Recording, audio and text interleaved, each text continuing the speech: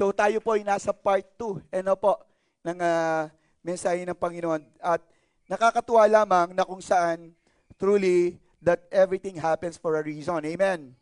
Kasi nga po no, natetesting yung bawat salita o mensahe na ating naririnig no, every time na tayo po ay nagkakatipon sa tahanan ng Diyos. Alam niyo po, this is the moment na kung saan marahil no, yung iba, sabihin natin, nagdulot ng pangamba o pag-aalala o takot yung paparating na bagyo. Tama po ba yun? But alam niyo po ba, ang nangyari last Friday, nagkaroon po ng biglaan na prayer warrior last time, no? Prayer meeting last Friday. Kasi naramdaman namin na we need to pray. And I do believe marami pong nanalangin last, siguro mga past few days para lamang pigilan, no po, yung malakas na bagyo na to. Because ang bagyo po na to ay very devastating, no? Nagdudulot ng napakatindi na pinsala. So praise God, may mga Christians, may mga believers who stand in the gap, sabing ganoon, who stand in the gap. Napakahalaga po noon na mayroong mga mananampalataya na tumatayo sa kalagitnaan ng pagsubok. Na kung saan we will pray to God and ask Him na nawa Panginoon, lusawin mo to. Tama ba? This is our prayer. Ito yung aming prayer last time. Lord, lusawin mo to. Or kung hindi mo naman ito lulusawin at loloobin mo na ito'y papasok sa Pilipinas, nawa ito'y pahinain mo. No? O kaya naman, kung talagang magpapatuloy yan, ilisya mo. That is our prayer last Friday. No po? At I do believe, hindi lamang kami yung pinakinggan ni Lord. Kumbaga, lahat po ng mananampalataya. Kasi ang daming nanalangin para sa bagyo na ito na narito ngayon na ating nararanasan. Amen po ba? Amen. So, alam naman natin na ang Diyos ay iniingatan niya yung bawat tahanan ng mga nagtitiwala sa Kanya. Sabi ng Panginoon yun no? Maaari yung nasa paligid natin, no? Ay nagkakaroon ng, kumbaga, pinsala ang kanilang mga tahanan. But the promise of God that the house of the righteous will be safe. Amen ba yan, church? Palakpakan natin si Lord doon. Amen. So, na-testing yung ating message, yung message ni Lord last time, to seek God intentionally. Bagaman sa panahon ngayon, napakasarap matulog. Tama po ba yan? Masarap magpahinga. But we choose to be here. Kaya ikaw ay mananagumpay. Amen ba yan? Ika'y nagtagumpay sa oras nito. Imagine, church, sa gitna ng bagyo, meron kang napagtagumpayan. Yun yung katamaran. Tama po ba? Amen. So, salamat because I believe, no, gusto mong malaman yung part 2 nung ating message last time na pinag-aralan, yung seek God intentionally, that is our main topic, yung main title, and then meron tayong subtitle dun sa part 1 na pinamagatang Heart's Condition in Seeking God. Ibig sabihin, when we seek God intentionally, of course, kumusta yung puso natin? We want to seek Him intentionally, no? Pero ang tanong, paano? Paano tayo haharap sa Kanya para matagpuan natin siya? For us to experience Him in our life. Napakasakit naman, no, na hinahanap mo siya, pero nung matagpuan mo, hindi mo naman siya na-welcome sa iyong puso, hindi mo siya naramdaman. Amen po ba? So, before anything else, tayo po muna yung manalangin, tayo yumuko. Dakilang Diyos, Ama, makapangyarihan sa lahat. Salamat sa pagkakataon nito na muli, Panginoon, dinako mo ang aming pangyapak sa lugar na ito, Panginoon, na may pag-iingat. Upang nang sa ganon, O Diyos, kami po ay makapakirinig ng iyong mensahe na magbibigay kalakasan sa aming buhay spiritual. Sa oras nito, Panginoon, sabi mo nga po, every time we go to the house of the Lord, Lord, naroon dapat yung aming pag-iingat, Father God. Salamat, Panginoon, at hipuin mo ang bawat puso, ang bawat kaisipan sa oras nito. Lord, magpakilala ka, bigyan mo kaming kaunawaan, Panginoong Diyos, karunungan sa mga salita mo na aming maririnig sa umagang ito. Katagpuin mo po kami, Panginoong Diyos, at aming nire-rebuke, Lord God, yung gawa ng kalaban sa aming kalagitnaan sa oras nito. In Jesus' mighty name, and I pray also, Father God, na ikaw pong mahawak sa aking kaisipan, sa aking buhay, kahinaan, kalakasan, Panginoon, na walang anumang mga kakayahan ko, O Diyos, o pangungusap na pang sarili, Panginoon, o sariling kaisipan na maihahayag sa umagang ito, sa lugar na ito. Ikaw ang maglagay, Panginoon, ng mga salita o magpahayag sa umagang ito. Langisan mo po, Diyos, ang aking mga labi, Panginoon, sa pangalan ni Jesus, at ikaw lamang ang maluwalhati, madakila sa aming kalagitnaan, at ang lahat ng makikinig sa umagang ito sa salita ng Diyos ay magsabi ng malakas na Amen, Amen, and Amen. Sige, palakpakan po natin si Lord.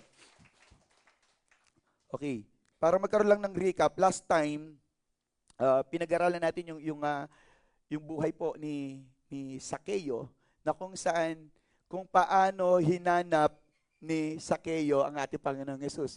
Yung kondisyon ng kanyang puso. Tama po ba yan? Una, meron siyang deep desire sa kanyang puso. Pangalawa, yung joy. Meron siyang joy in his heart. And then, yung pangatlo, yung broken heart and broken spirit. So, yun yung tatlong bagay na meron si Sakeo nung oras na yon, kaya nga hindi siya binigo ng Diyos. Amen po ba? Amen ba yon? So, he received na kung ano yung mga bagay na gusto niyang ma-receive. Yung expectations niya na meet. Okay? So, yung second part ng mensahe ng Panginoon, again, seek God intentionally. And then, ang pinaka-subtitle nito is the benefit of seeking God intentionally. So, yung tinatawag na yung benefit, sabihin mo, benefit. Iyon. Alam naman natin, sa lahat ng mga bagay, ito yung madalas nating tinitingnan yung magiging benefit sa atin. Tama po ba? Kung magbi-business ka, ano yung benefit sa akin yan? Tama ba? Kung may bibilin ka, ano mabe-benefit sa akin yan? So, kung mag-invest kayo sa bagay, still, yung benefit pa rin. Kung bang sasama ako sa inyo, tutulungan kita, ano yung benefit ko? So, maybe, sa lahat ng mga gagawin natin, lagi nating tinitignan kung saan tayo magbe-benefit. Ang Panginoon po, kung titignan natin ang kanyang salita, every time na siya po ay tatawag ng mga pinili niya, yung mga great men of God, sinasabi sa kanila kung anong magiging benefit nila if they will obey God or follow God. Okay? So, napakaganda po that today, na if you really seeking God intentionally, at talagang ikaw ay kusang loob na pumunta rito, at nais mo siyang maranasan, ikaw po hindi pwedeng mawalan sa umagang ito. Amen po ba? Sabi sa katabi mo, hindi ka malilimutan ni Lord. Ayun. Kung talagang hinahanap mo siya, kung talagang pumunta ka rito para hanapin siya, not for any reasons. The only reason kaya ka naririto, kaya ka nagbihis, kaya ka gumising, kaya ka ginising ng Diyos, nandirito ka, it is because nais mo na makita o makatagpo ang Diyos o maranasan ng Diyos sa iyong buhay. Tama po ba yan? Amen. So Isaiah 55 verse 6, ito po yung sinasabi. Ito po yung pinaka-key verse natin ngayon. Okay? So Isaiah 55 verse 6. Ito yung sabi niya sa English. Ang sabi mo niya, okay, ito yung sinasabi niya. Surely you will, asan na yan? Okay. Surely, seek the Lord while He may be found. Call on Him while He is near. So, basahin natin 1, 2, 3. Read. 1, 2, 3. Sige po.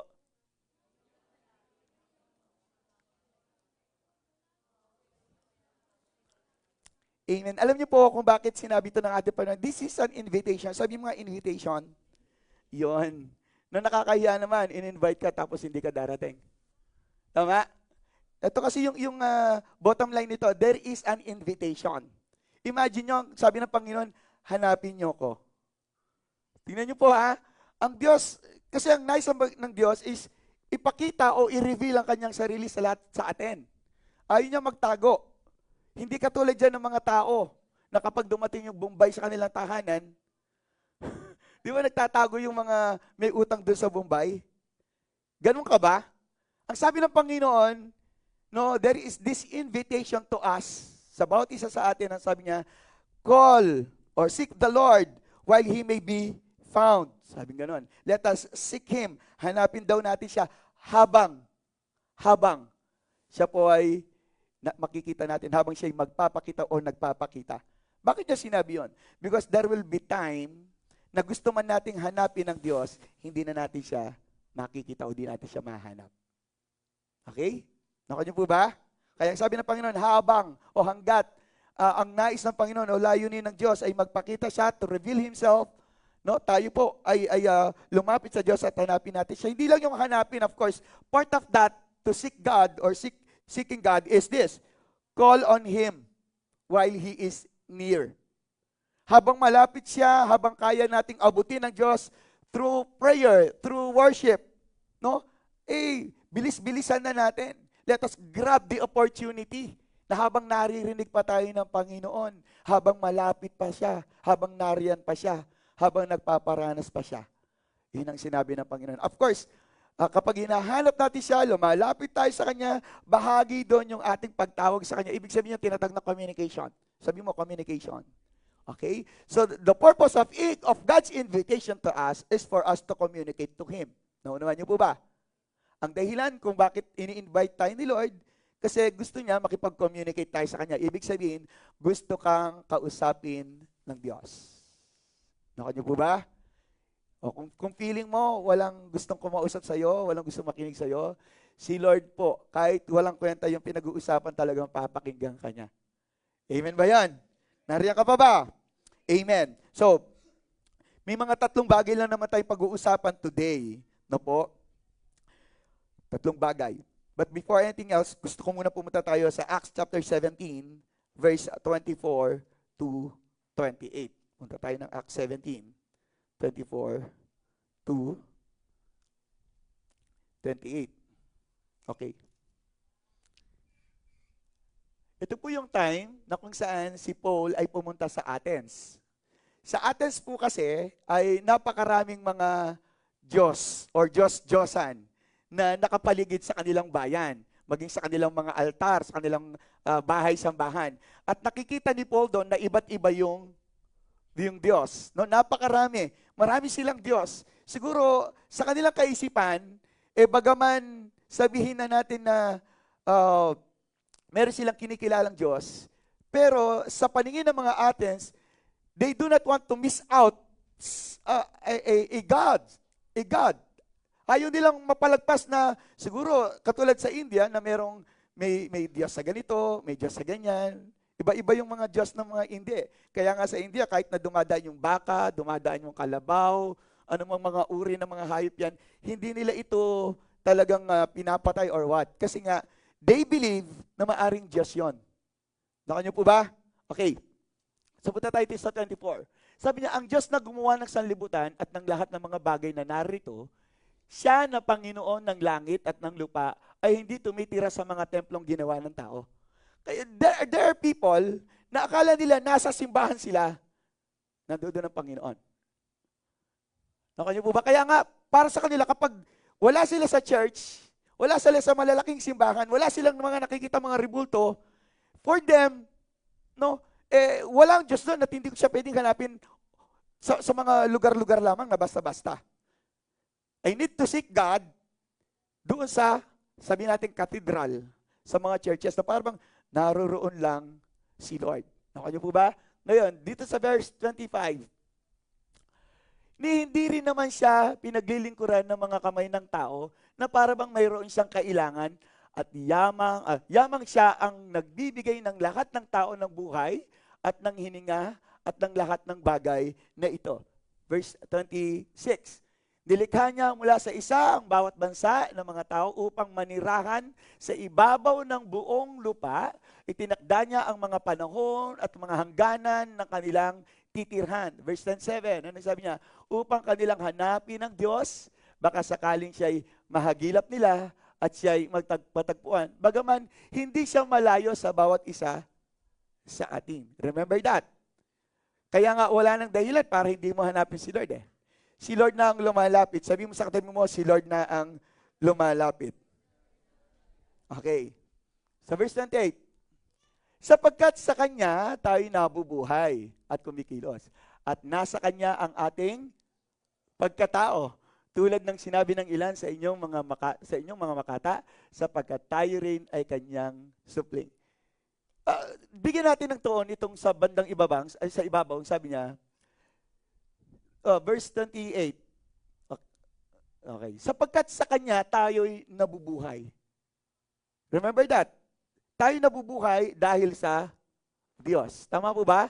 Kaya kapag hinahanap natin Diyos, ibig sabihin, mas nararamdaman mo yung buhay. Kaya nga ang isang taong hindi niya hinahanap ang Diyos, malayo siya sa Diyos, feeling niya patay siya. Nakanya po ba? Ito yung maganda. At kumikilos. At sa Kanya ang ating pagkatao. God is our identity. That's why we need to seek God intentionally. Bakit? Kasi siya yung pagkatao natin. Siya yung nakakakilala sa atin. At kapag nakikilala niya tayo, ipapaalam ng Diyos kung sino tayo, kung ano ka. Tingnan nyo, kapag malayo ka kay Lord, hindi mo siya hinahanap, anong sabi ng kalaban sa'yo? Mahina ka, duwag ka, wala ka ng pag-asa. Tama po ba? But the moment naririto ka sa piling ng Diyos, hinahanap mo siya, ang sabi ng Panginoon sa'yo, puro encouragement yan eh. Kaya mo yan. Kasama mo ko. Hindi kita iiwan, hindi kita pababayaan. You will prosper, you will overcome, you will experience victory. Imagine that. Ganun po tayo. Tayo yon. Sabi mo, ikaw yon. Okay? Alam niyo po kung bakit ito nasabi ni Pablo, that's why nung mga panahon na yon, nung narinig ito ng mga taga-Athens, they were convinced at maraming na born again, maraming na convert into Christianity. Akit lang tayo doon sa 23, no? Sabi niya doon sa Acts 17:23, baba po tayo. Sabi niya, sapagkat sa aking pagdaraan at sa pagmamasid ng mga bagay na inyong sinasamba, ay nakatagpo din naman ako ng isang dambana, altar, na may sulat na ganito, sa isang dakilang Diyos, sabi niya, kaya't ang sinasamba ninyo na hindi kilala ay siyang ipapahayag ko sa inyo. Alam nyo, may sinabi rito eh, isang di kilalang Diyos, sabi gano'n, no? To the unknown God. Imagine, no, marami tayong mga hinahanap na mga Diyos sa ating buhay nung tayo po'y wala pa sa pananampalataya. But praise God, you found God in your life. Natagpon mo ang tunay na Diyos. Imagine that, sa napakaraming Diyos na nakadisplay doon sa kanilang templo, sa kanilang dambana, sa kanilang mga altar. Eh meron ka isa-isang Diyos doon, walang pangalan. Kung titingnan natin yung mga, di ba yung mga altar sa simbahan, sabi niya, Santo Niño, Nazareno. Di ba may mga pangalan siya, may mga pangalan sila? Pero merong isa doon na Diyos sa isang altar na sinasabi, to the unknown God, sa isang Diyos na di kilala. At yun ang ipinakilala ni Pablo. Na praise God, kilala mo. Amen ba yan, church? Nakakabigla yun. It is so amazing. Imagine mo, imagine natin how many years away. Yung Diyos na kinikilala ng mga Athens, no, na akala nila ito yung makapagliligtas sa kanila, eh hindi pala. At merong napansin doon si Paul, praise God, at ipinakilala nga po ni Paul kung sino ang Diyos na yon. So, sinabi ni Paul, doon sa verse 24 hanggang 28, kinuwento ni Paul doon, ano yung benefit, no, kapag nakilala nila itong Diyos na ito. Kung ano kung sino yung Diyos na to, kung ano yung kaya niya gawin, kung sino siya. Kaya nga yung verse 24, no, to hanggang 28, at kung ipagpapatuloy pa natin yon, ay talagang ipinahayag ni Pablo at nagkaroon ng kauuhawan itong mga nakikinig na ito sa kanya. Amen? So, 3 bagay lamang po ang nais kong i-share sa inyo this morning. Una, makikita natin ito sa Matthew 6:33 na napaka well-known verse. Tama po ba? Amen? So, kumbaga titignan natin yung benefit, no? Yung benefit of seeking God.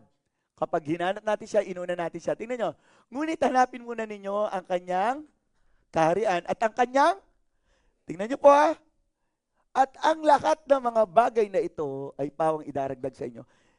Usually, madalas natin ito talagang basahin. At ang pag-iisip lang natin is unahin si Lord. At ayaw natin yon. Ang gusto lang natin ito, lahat ng mga bagay na ito ay pawang idaragdag sa inyo. Yan lang yung pinakagusto natin part. Alam nyo, there are times, siguro, ginagawa rin natin yung una, ngunit hanapin muna ninyo ang kanyang kaharian. Seek first the kingdom of God. Eh yung iba, tinatanggal nila to. At ang kanyang katuwiran. Okay? Tingnan niyo, church, ha? Unawain muna natin yan. Kaya nga, there are times, kahit na nagsisimba ka, you go to church, kahit talagang excited ka to go to church to worship God, pero makita mo bakit may kakulangan pa rin, walang pagdaragdag. Di ba, meron maaari sa ating ganun eh. Kaya nga nawawalan siya ng gana para mag-church eh. Para sumamba. Kasi parang sinasabi niya, ganun din naman eh. Parang hindi ako naniniwala na kapag inuna mo si Lord, ay may mga idaragdag na bagay sa atin. Kasi may mga bagay tayong dapat unawain dito sa verse ito. Let us go deep. No? Sabi niya, ngunit hanapin muna ninyo ang kanyang kaharian at ang kanyang katuwiran. Ano ibig sabihin ng katuwiran? Yung righteousness niya, of course, in English lang natin. Katuwiran, yung mga bagay na magiging dahilan para tayo po maging matuwid sa harapan ng Panginoon. And Jesus is our righteousness before God. Amen po ba? That's why every time tayo po'y pupunta sa loob ng church, see to it na hindi lang yung templo ng Diyos o ang Diyos mismo ang ating hahanapin. Even the righteousness of God. And the righteousness of God is Jesus. Nako niyo po ba? Okay. So, pag-usapan muna natin is yung tinatawag na God or receive God's favor. This is the benefit. You will receive God's favor. Sabi mo, God's favor. Okay? So, yun yung isang benefit. Kumbaga, if we will shorten, yung sa receive God's favor, ibig sabihin, sustainability. Kapag hinanap mo si Lord at ang kanyang katuwiran, o ang Diyos at ang kanyang katuwiran, o ang kanyang kaharian, ang kanyang katuwiran, no? Magkakaroon ka tinatawag na sustainability, yung God's favor na tinatawag. Nakanyo po ba? Hindi ka pagkukulangin, ibig sabihin, kaya nga meron sinabi dito, idaragdag. Napakaganda po nun, no, na we need to understand this one and to know this. Na kapag pala inuna ko ang Diyos sa aking buhay at hinanap ko ang kanyang katuwiran, ibig sabihin yung kanyang salita na nagiging dahilan para tayo po'y maging matuwid. Kasi ang tao hindi naman na magiging matuwid sa pamamagitan lang kanyang sariling kakayanan. Nakanyo po ba? Walang sino man ang matuwid. Ang sabi sa Romans chapter 3, verse 10. No one is righteous, no, not even one. No one seek God. In fact, ang sabi niya, walang sino man ang umahanap sa Diyos. Walang sino man. But praise God, because nung unang panahon, hindi natin siya kilala gaya ng mga taga-Athens. Until such time, merong ginamit ang Diyos para ipakilala si Jesus sa atin. At nagkaroon nga ng tinatawag na invitation. Time to time, itong gusto ng Panginoon yung tinatawag na invitation.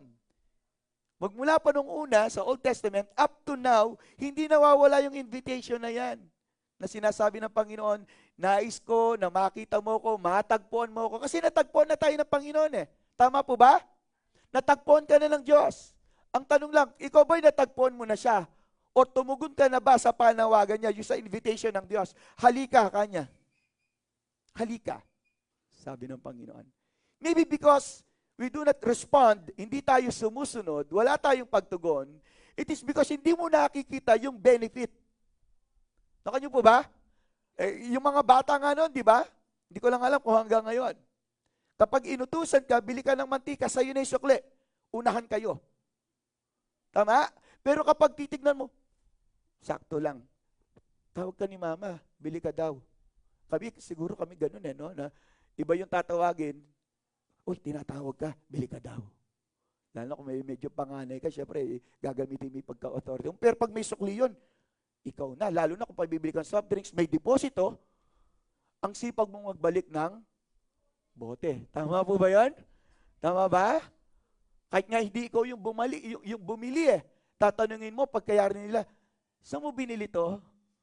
Kasi noon, uso yung mayroong tinatawag na deposito. So makikita natin, laging ito yung hinahanap natin, yung benefit. Kaya nga ang Panginoon, alam niya yun Alam niya na ang nais natin ay makaranas ng mga pagpapala, no? O yung balik kapag tayo po ay lumapit sa Kanya. At maraming mga tao ay dinideprive nila, binabaliwala nila ang pagdalo sa gawain ng Panginoon. O yung iba naman, nasa gawain sila ng Panginoon, pero hindi talaga nila hinahanap ang Diyos o kanyang kaharian o ang kanyang katuwiran. Bagaman naroon sila sa kaharian, sa bahay-sambahan, nandoon sila sa palasyo, pero hindi nila hinahanap ang king. Andiyan ka pa ba? Andiyan ka pa ba? Okay. So ang sabi ng Panginoon, yung utos niya sa atin, ang sabi niya, punta tayo sa Matthew chapter 6, verse 33. Anong sabi niya? Ang sabi niya, seek first the kingdom of God and His righteousness. Don't forget that. Ang katuwiran palaging naririyan. Lagi nating hahanapin ang katuwiran niya. So sa ating pagtungo dito sa tahanan ng Panginoon, see to it that we will seek God first and His righteousness. Doon tayo magpo-focus. Amen po ba doon, church? Amen. Kaya ang sabi ng Panginoon, at ang lahat ng mga bagay na ito ay pawang idaragdag sa inyo. Imagine that addition that you will receive, no? Na ating mararanasan kapag ating hinanap ang Diyos, inuna natin ang Diyos. Nandiyan ka pa ba, church? Lagi mong uunahin ng Diyos sa buhay mo, sabi mo sa katabi mo. Yun. Kasi meron pangako doon eh. Merong benefit doon. Ano yun? Yung sustainability in our life. Hindi ka pagkukulangin ng Diyos. Amen? Amen. Sino nakakaranas ng kakulangan dito? Kung nakakaranas ka ng kakulangan, o sabi mo lang, sakto lang, pastor. Sakto, pero hindi siya sapat. Kasi sa Panginoon, merong kasapatan. Hindi lang sakto ang Panginoon. Tama po ba? Ang Panginoon, gusto niya yung abundant life. Yung overflowing. Yung ibig sabihin, yung sapat na nami-meet niya yung gusto mo sa buhay mo. Amen? Hindi lang yung basta kumakain ka lang 3 beses isang araw. Hindi lang ganun ang Panginoon. Ang gusto ng Panginoon, bago man kumakain ka 3 beses sa isang araw, pero grabe yung ulam mo, ang titindi. Hindi lang yung basta nakalipas lang yung agahan, pananghalian at gabi na talagang, kumain ka nga. Pero yung kinain mo, itlog. Yung gano'n lang na time to time, itlog, tuyo, longganisa, mga gano'n-gano'n lang. Hindi gano'n lang ang purpose ni Lord sa buhay natin. Tama po ba? Nandiyan ka pa ba, church? Yung sapat na magkakaroon ka ng satisfaction in your life and fulfillment in your life. Nakuha po ba? So, napakasimple lang naman ang gusto ng Panginoon. Mahirap ba? Unahin mo lang si Lord, ang sabi. Mahirap ba yon? Hindi naman po mahirap yan. Napakadali. In fact, alam nyo, nagtataka nga ako bakit marami mga tao, even Christians, na talagang meron kakulangan sa kanilang buhay. So, makikita mo ngayon, na hindi nila nararanasan yung sabihin natin sustainability, yung God's favor in their life. It is because hindi talaga nila inuuna ang Diyos. Bagaman they are seeking God intentionally, pero hindi siya yung uunahin, Lord, mamaya na lang kita hanapin na, dyan ka muna. Sabi ko nga po sa inyo, every time na tayo po'y magigising, every day na tayo magigising, pray muna tayo. And I do believe, marami sa atin, kinakalimutan nila lagi yon, yung manalangin. Sa tuwing sila po, pagmulat nila, ay hindi naman talaga nila kinakasal si Lord. No? Siguro maraming guilty sa atin pagdating sa ganun. No po? Okay, pangalawa. Ano yun? Yung dito sa Jeremiah 29:13. Hindi siya yung Jeremiah 29:11. Kundi Jeremiah 29:13. Anong sabi dito? Hahanapin ninyo ako, sabi niya, at matatagpuan. Tingnan niyo po sabi niya, pag hinanap natin si Lord, sure yon. Sabi mo, sure yon. Okay, imagine. Sure, matatagpuan kapag hinanap ninyo ako ng inyong buong puso. Ayun. Kaya nga, bahagi ng ating pinag-aralan last time, no? Kapag nagkakaroon tayo ng deep desire in our heart to seek God. So kapag ganun yung kalalagayan ng ating puso, sigurado yun, makikita natin si Lord. Amen po ba? Makakatagpo natin si Lord. Sigurado yun. Ngayon, anong ibig sabihin nito? Isang benefit is yung encounter God in your life. Yun pala yung benefit eh, no? So, hindi masasayang yung time mo kung talagang siya yung gusto mong hanapin. Kung siya talaga, madalas po kasi tayo, yung talagang gusto nating hanapin, dahil gusto pa nating mag-window shopping. Have you experienced that? Nasa mall ka or nasa palengke ka, may gusto kang bilhin, pero hindi ka dumire-diretso dun sa gusto mong, dun sa talagang intention mo. At ang gagawin mo, nagsasightseeing ka pa. Until such time, dahil yung budget mo para lang dun sa bibilin mo, tinitipid mo yung pera mo, hanggang sa kaka-shopping mo, nakita mo, 30% sale, 50% off. Itong mga mall na to, di ba, masyado tayong inaakit. Tapos 50% na. Meron pang 10% doon sa advantage card mo. Yung advantage card, they are taking advantage of us. Hindi nyo ba nakakita yon? Tapos yung mga sales lady natin dito, no, sa SM, ay opo ma'am, sale po yan. Pag tinatamad na sila na maghanap ng size, last na lang po yan ma'am, broken size. Siyempre, pagod na sila nakatayo eh. Di ba? Uy, pero tapat yung ating mga kasama sa SM. Palakpakan natin si Lord. Tapat yung ating mga kapatid doon. No? Diba? So, dapat punta lang tayo. Sino ba yung intention mo? Okay?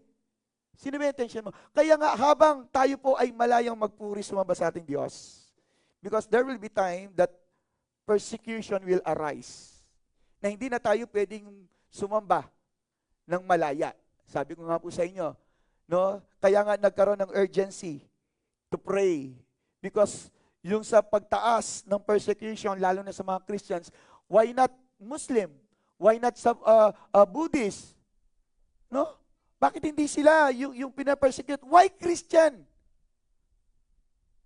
Because Christian is the only, no, true one or genuine faith sa buong mundo. Amen ba yan? Kaya nga ikay nasa tamang daan. Hindi sa dating daan. Ikay nasa tuwid na daan. At ang daan na tinatahak natin ay patungo kay Kristo. So dapat kung sino talaga yung gusto mong hanapin, sa Kanya ka lang. Amen? Wag mong, pagpunta mo sa church, nasa kaya si sister, si brother, pag wala siya, hindi ako makapag-worship. Kasi may usapan kayo, magkikita kayo today, hindi mo siya nakita. Church, never mind. Don't worry. Bakit ka na pa rito? Sigurado, patanungin mo katabi mo, bakit ka na dirito ngayon? Kay Lord ba yan? O dahil baka kasi mapagalitan na naman ako kay pastor. Baka puntahan niya kami. No? Kasi nakakahiya. Baka may blessing ngayon. Ako pinagpe-pray ko po, sabi ko, paano kayo mga kapatid natin? Kung matuloy ang bagyo na yan, paano kaya yung bigas nila? So nagpaplano po kami. By siguro mga 2030, magbibigay po kami tigi-tigis ang kaban. Pinaplano po na. Siyempre, pagpaplano talagang kailangan maayos yan para hindi tayo papalpak. Nandiyan ka pa ba? Amen. So, kung kanina pinag-usapan natin yung God's favor is sustainability, yung encounter God, ito yung move of God's presence. Napakaganda po nun no? Ito yung sinasabi ng Jeremiah 29:13 yung pagkilos ng presensya ng Diyos. Dapat kapag tayo po ay pupunta dito, at ang Diyos talagang nais natin, si Jesus talagang nais natin na makita, no? Hindi kanya kayang biguin. Sigurado magpaparana siya sa iyo because your purpose, your motive is to experience the move of God in your life. Nakanyo po ba? Parang nalungkot kayo nung narinig niyong kikilos si Lord sa buhay niyo. Parang ang lungkot niyo. Totoo po yun. Totoo po yun. The reason why hindi mo nararanasan ang pagkilos ng Diyos o yung presensya ng pagkilos ng Diyos, it is because ayaw mo siyang ma-encounter sa buhay mo.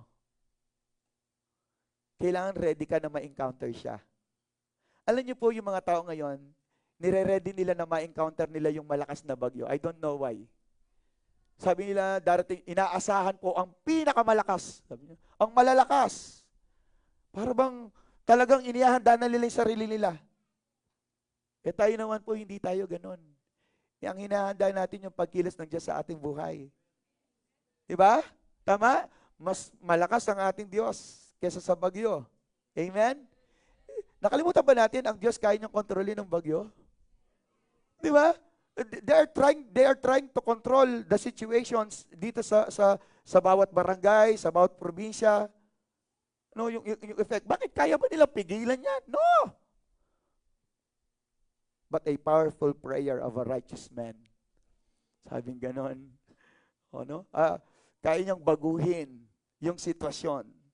Bagaman may mga times in our life na talagang hindi natin pwedeng pigilan ang kalooban ng Diyos eh. Siguro magtatanong kayo, pastor, di ba makapangyarihan ng Diyos? Bakit gusto niyang bumaha, gusto niyang mawasak yung ibang tahanan, lalo na marami barong-barong na mga bahay, mawawasak yan. Bakit inalaw niya? Maliwanag naman yon sa Bible. John chapter 16, verse 33. Kung pwede natin tignan. Sa John chapter 16, verse 33. Anong sabi niya doon?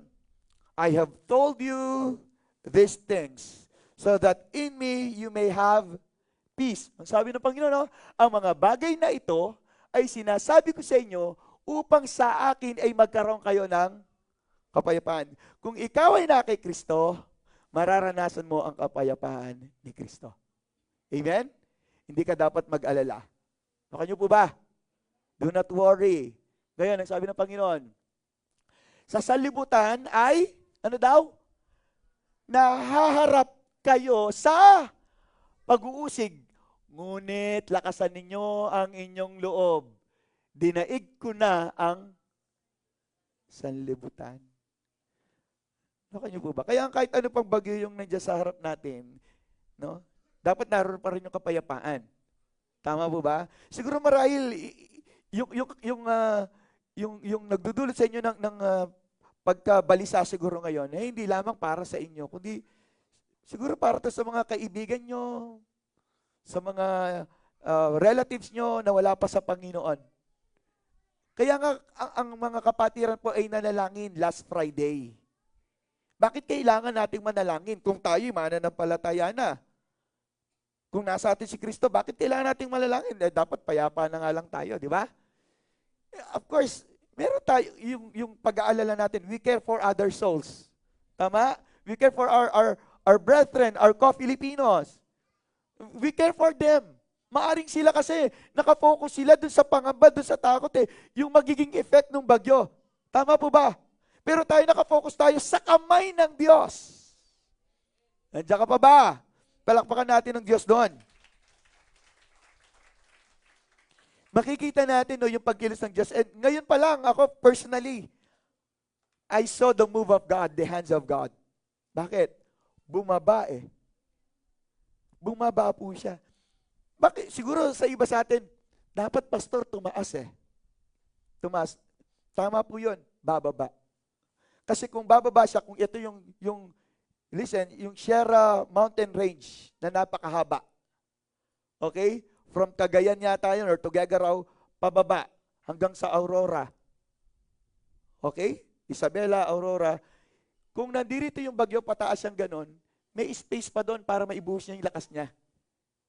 Pero dito sa tatama sa gitna. At Catanduanes, Virac. Kung titignan natin yan, island. Nako niyo po ba? So magla-landfall, and then dadaan ng katubigan na napaka-ikli lang. And then, Isabela, Aurora. So makita natin, pipigilan na siya ng Sierra Madre Mountain Range. Tingnan niyo yung kaisipan ng Panginoon. Kanina kasi magang-maga, talagang nag-update ako. So, tinignan ko, nga no Lord, napakabuti mo. Tinignan ko yung sitwasyon kung paano. No? So, humina. Kumbaga, yung prayer namin last time, praise God, is lusawin or pahinain. Pero inalaw ng Diyos na magtuloy-tuloy ito, no? Pero hindi ganun masyado ka-devastating siguro. No? At saka nakita natin that many people prayed. So, itong isang bagay, the benefit. Yung benefit, no? ng bagyo nito. Kasi ang mga tao naman, kung di lilindol, di naman magpe-pray eh. Tama ba? Kung di lilindol, hindi magpe-pray. Sabi nga ni ate, sabi niya, habang may bagyo, habang may baha, may badya ng lindol. Tama ba, te? Imagine that, sa Cebu. Cebu. Grabe yan eh, no? Eh, sa Cebu, alam naman natin, maraming mga, ano dyan, mga sinulog festival, mga festivities. So maybe, isang bagay yon na talagang ang nais ng Panginoon talaga ay siya yung hanapin natin. Amen po ba? Marami kasi mga bagay si Lord na gusto niyang tanggalin sa atin eh.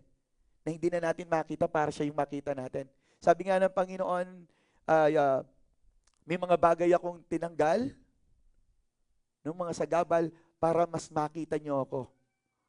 Amen po ba? Yung isang puno na napakalaki, no? Na ang focus natin talagang pakinabang, pero there are times talagang tutumba ni Lord yun eh. Para mas makita natin siya. Amen po ba yan, church? Amen. So, ito yung isang benefits, no? Yung move of God move of God's presence in our life. Isang benefit yun. Hindi ba benefit yun? Di ba pakinabang yun? Makita mong kikilos ng Diyos sa buhay mo? Nandiyan ka ba, church? O gusto nating nakikita yung pagkilos natin o yung pagkilos ng ibang tao, ayaw natin yung pagkilos ng Diyos sa ating buhay. At tandaan natin, kung ano yung mga kinakaharap natin ngayon, yung laban natin ngayon, it is not against flesh and blood. Nandiyan ka pa ba? It is not against flesh and blood. It is against principalities, authorities that are unseen. Hindi natin nakikita. So we need the move of God or the presence of God, the power of God in our life. Amen ba? Nandiyan ka pa? Amen. So pangatlo, makikita natin ito sa Hebrews 11 verse 6. Punta tayo sa Hebrews 11 verse 6. Tingnan natin yung Hebrews 11:6. Sabi niya, at kung walang pananampalataya, ay hindi maaaring kalugdan ng Diyos. Sapagkat ang sino mang lumalapit sa Kanya, ay dapat sumampalatayang may Diyos, at siya ang tagapagbigay gantimpala sa mga masigasig na. Sino daw yung binibigyan ng gantimpala? Mga masigasig na humahanap. Di ba? Eh madalas kasi tayo, pag may hinanap ka, may gusto kang hanapin, manasan yung karayom. Doon sa lalagyanan natin ng sinuliran, punta ka. Wala! Hindi niya talaga hinahanap. Tinignan niya lang. Wala. Hello. Hindi mo man lang tinanggal isa-isa. Siyempre, karayom yun eh. Napakalit lang yun. Napakanipis lang nun. Eh tayo naman, dahil tinignan, wala nga eh. Hello. Kaya nga sabi masigasig, matyaga na hinahanap. Kaya nga there are times pag nagpe-pray ka ganun, hindi kita maranasan, Lord eh. Ibang, dahil hindi mo siya naranasan habang ikay nanalangin, nagsisimula ka pa lang eh. Gusto mo kagad mo siyang maranasan, pipikit ka pa lang, nangingisay ka ng ganon? Yung ba yung gusto mo? Yung kagad yung presensya, tayo pa yung manalangin, hindi naman ganun eh. Kailangan masigasig mong hanapin ng Diyos. Are you there? Gusto ko si kagad natin may epekto. May epekto. Masakit tiyan mo, masakit ipin mo, uminom ka na ng gamot. Pwede bang, wala na? Pag inom mo pa lang, nadirito pa lang, wala na, gumaling na kagad. Napaka-imposible naman yata nun. Alam ko yung pera, pag masakit ulo mo, ginano mo, nawawala. Alam ko yon. Pero yung sabi yung masakit ipin mo, masakit tiyan mo, kaiinom mo lang, himala, wala ka agad. Hintay ka lang. Masigasig mong hanapin ang ating Diyos. Diyan ka pa ba, church? Okay? Hindi lang one time. Hindi lang ganon. No, ang kagalingan kasi, kung gusto mo talagang gumaling ng gumaling, hindi ka lang magpa-practice ng minsan. Kailangan lagi ka nagpa-practice. Hindi ka pwedeng lumalim kagad sa pananampalataya na first time ka palang nag-attend dito sa church, tapos nag-preach ka na kagad sa labas. Akala mo alam mo na kagad lahat. Hindi po ganun. Kailangan, masigasig hanapin natin ng Diyos. Remember, yung sustainability. Yung move of God's presence naroon. Tama po ba? Nandiyan ka pa ba? So, ano yung ibig sabihin nun, Pastor? Dito ngayon, kapag masigasig nating hinahanap ang ating Panginoon, may tinatawag na yung evidence of our faith in God. Okay, yung evidence. Ito yung ebidensya na kung saan talagang tayo, kapag ating hinahanap ang Diyos, ito yung nagpapakita ng truly your faith is really genuine. Kasi hinahanap mo siya kahit nasan siya. Talagang hinahanap mo siya. Ibig sabihin yung pananampalataya mo nasa Kanya. Nandiyan ka pa ba? So, yun yung bagay na benefit nito. Ibig sabihin, faith reveals. Naihahayag yung kung anong tunay na kalalagayan ng ating pananampalataya. Amen ba yun? That is the benefit of seeking God. Yung faith mo lumalalim, tumatatag. Nandiyan ka pa ba, church? Tumitibay tayo kapag talagang hinahanap lagi natin ang ating Diyos. Kung laging nasa Kanya yung ating paningin, anong sabi ng Hebrews? Chapter 12, verse 2, let us fix our eyes on Jesus. Kailan, lagi yung hahanapin natin, sa Kanya nakatuon. Hindi mo itutuon sa bagyo. Amen po ba? Ano nang nangyayari kapag ang tao tinitingin niya at pinofocus niya yung mata niya sa bagyo? Lumulubog. Tama ba? Di ba si Peter? Nung una, Lord, gusto ko lumapit sa iyo. Lumalapit siya. Habang lumalapit siya, kasi naroon na lumabas na sa kanyang comfort zone eh. Alam nyo, isa sa pinaka-nakakabilib talaga na disipulo ni Jesus is si Peter. Bakit? Hindi siya nag-aalangan umalis doon sa comfort zone niya. Kahit na alam niya delikado, kahit alam niya imposible, kahit alam niya mapapahamak siya. But because meron siyang small faith that time, na ipakita niya yung faith niya. Kaya ang sabi ni Lord, sige, lakad ka, lapit ka. So si Peter, talagang naroon yung gusto niyang maranasan ng Diyos, makalapit sa Diyos, humakbang siya. That is an evidence of faith. Tama po ba? Yung first step mo evidence na yon. Ito yung nagpapakita na kahit papaano, meron pa na ng palataya. Nakuha po ba? But the problem kay Peter, hindi siya nagpatuloy na nakatingin kay Jesus. Tinignan niya yung malakas na hangin, yung bagyo, pinakinggan niya yung pinakinggan niya yon. Ibig sabihin, pinakinggan niya yung sabi-sabi ng mga kapitbahay, ng mga kaibigan, pinakinggan niya yan. Siguro sabi ng mga kapitbahay, ba't nag-church ka pa? Tingnan mo kami, hindi kami nag-church pero binebless kami. Di ba kayo nagtataka? Bakit? Kung sino pa yung malayo kay Lord, sila pa yung binebless. Siguro somehow pumasok sa isip nyo to, no? But don't worry, even si Jeremiah, tinanong niya yon. Jeremiah chapter 12, sabi niya, Lord, bakit yung mga masasama, sila pa yung umaasenso? The purpose of that is para mawala talaga yung focus nila kay Lord. Sila po yung nalilinlang. Amen po ba yan? That's the purpose. Para mawala yung tingin mo kay Lord, para mapunta yung tingin mo dito sa mga bagay sa mundo. To the world, but not to the Word of God. That's the purpose. And the world weakened your faith. Pinapahina ng mundo yung pananampalataya mo. Pero kung hahanapin mo si Lord, lumalakas ang pananampalataya mo. Nakuha po ba yan, church? Mas naipapakita natin na yung ating pananampalataya sa Diyos kapag every time na ating hinahanap ang Diyos sa ating buhay. Kaya babalikan natin yung Hebrews 11:6 na gusto ko pong basahin uli sa inyo ito.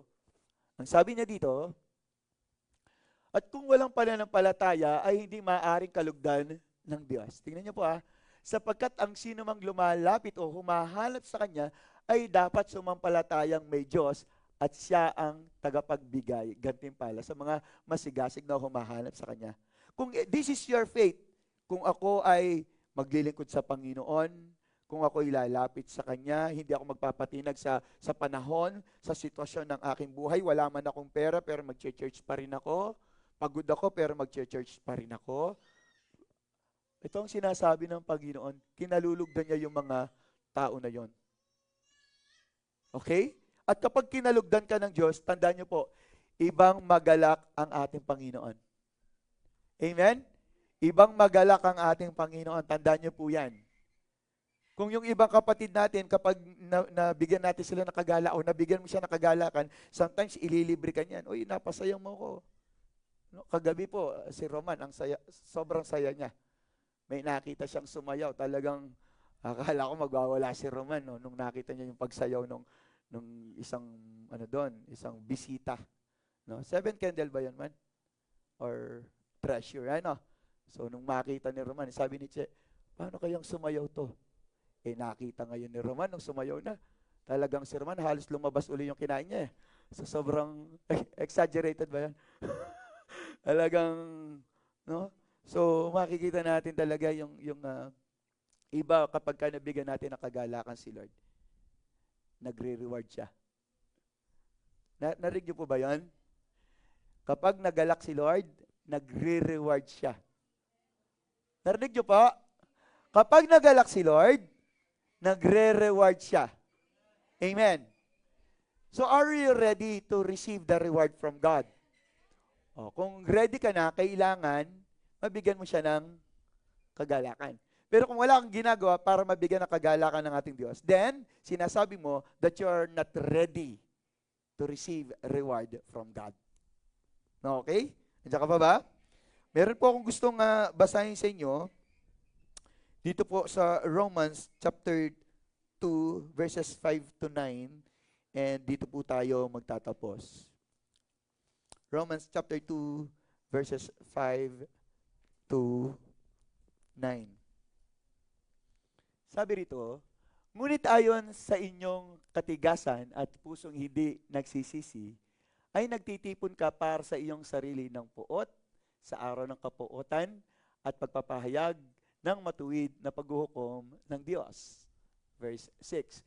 Kanyang gagantihan ang bawat tao ayon sa kanyang mga gawa. Sa kanila na nasa pamamagitan ng pagtsatsaga sa mabubuting gawa na naghahanap ng kalwalatian at karangalan at kawalan ng kasiraan, ay magbibigay siya ng buhay na walang hanggan. Verse 8. Samantalang sa kanila na makasarili at hindi sumusunod sa katotohanan, kundi bagkos ay sumusunod sa kasamaan, at para sa kanila ang puot at galit.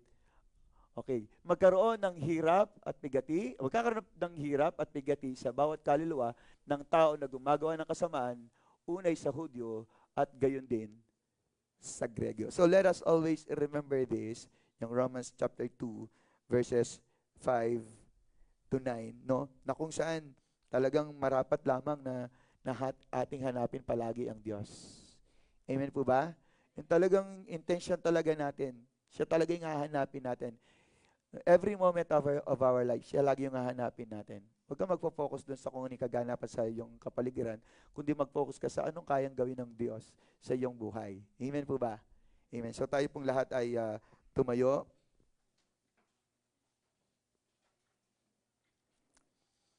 Amen. Hallelujah. Sige, tayo po muna ay manalangin. Hallelujah. Pinupuri ka namin, O Diyos. Dinadakila sa aming buhay. Salamat sa pagkakataon na kami muli makapanambahan. Panginoon, dalangin namin na every day of our life, O God, ay ikaw yung aming hanapin, Panginoon. Hindi lang kapag meron kaming pinagdaraanan o pagsubok sa buhay, kundi Panginoon, sa lahat ng oras, sa bawat pagkakataon ng aming buhay, na ikaw, Panginoong Diyos, ang lagi naming hahanapin, Lord God. Na pagising pa lang namin sa umaga, ikaw yung aming nais. Hanggang sa bawat oras o yugto ng aming buhay, na ikaw pa rin, O Diyos, ang aming hahanapin. Hanggang sa aming pagtulog, Panginoon, ikaw at ikaw pa rin, Panginoon. Maraming salamat, Lord, because once again, Father God, ikaw yung nagtuturo sa amin na hanapin ka namin palagi, Panginoon. Sadyain ka namin na hanapin, Lord God, sa aming buhay. Maraming salamat sa bawat isa na narito sa umagang ito, sa kabila ng bagyo, Panginoon, ay narito pa rin, nagbigay na kanilang time para makita ka, o makita ang iyong gawa, maranasan ang pagkilos mo sa aming buhay, O God. Salamat po sa iyong papuri, pagluwalhati at pagsamba at ang lahat ay magsabi ng malakas na, Amen, Amen, and Amen.